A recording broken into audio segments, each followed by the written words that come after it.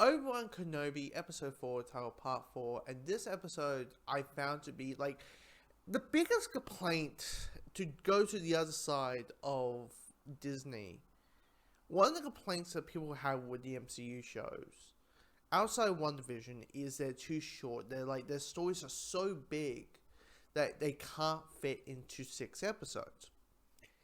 With Obi-Wan Kenobi, with this show, it feels like they planned it out. Like, I doubt Marvel also plans it out, but they planned this miniseries as 6 episodes. They looked at it and they said, you know what? This feels right. It ain't gonna be feeling too chunky, it ain't gonna feel too short, it isn't gonna feel like it could need to be a movie or needed a couple more episodes.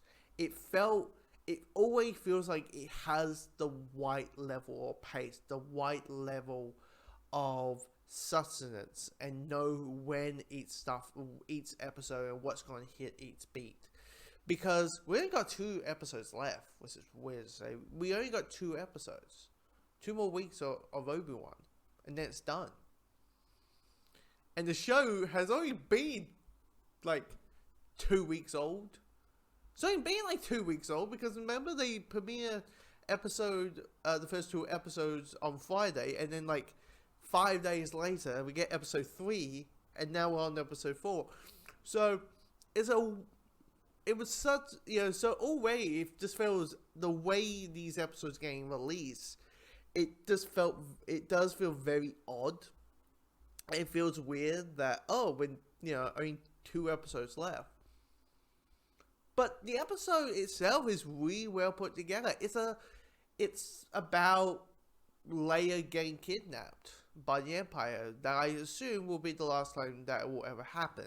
But Leia is kidnapped by the Empire. They are trying to dig her for information, and Obi-Wan's there to rescue her.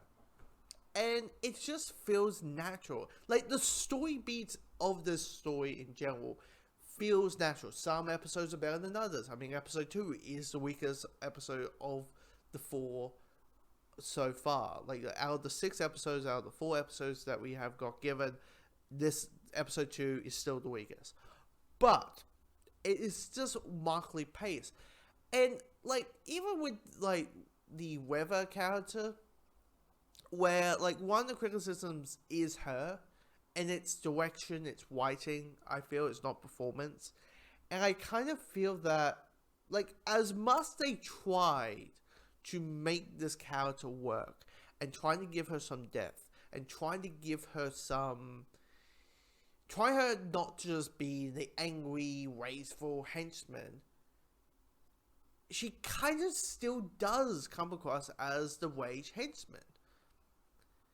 She comes across as this one-note character, and the more depth they try to get to her, the more one-note she becomes. Because everything coming out, like, when she's with Leia, you don't know if she's bullshitting or not. I mean, yes, she was a survivor of the Jedi Purge. Yes, we know that from the opening 2 minutes of episode 1.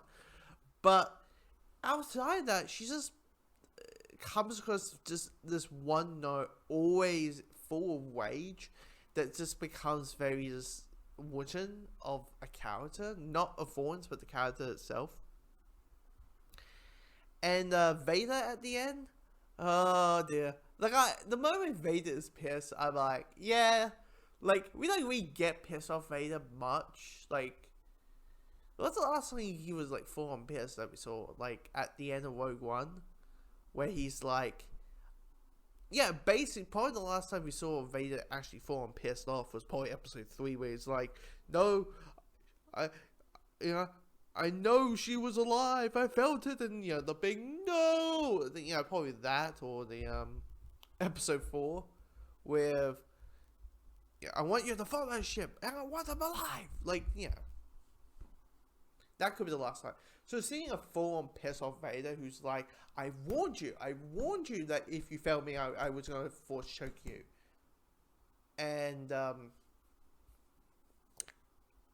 it's still interesting to see, like, how, like, even if it is just Hayden Christensen is in the Vader suit for like 100% of this show, and it's just James L. Jones voicing Vader.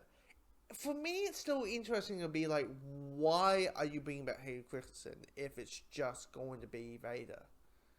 There's going to be a point where he just takes the helmet off. I mean, it could always be the final battle. Like, you have the lightsaber duel, you have both of them maybe fully damaged, the helmet's off. Kind of like Rebels, when Ahsoka Tano finds out that Vader's Anakin. Maybe something like on those lines. We don't know. It's going to be very...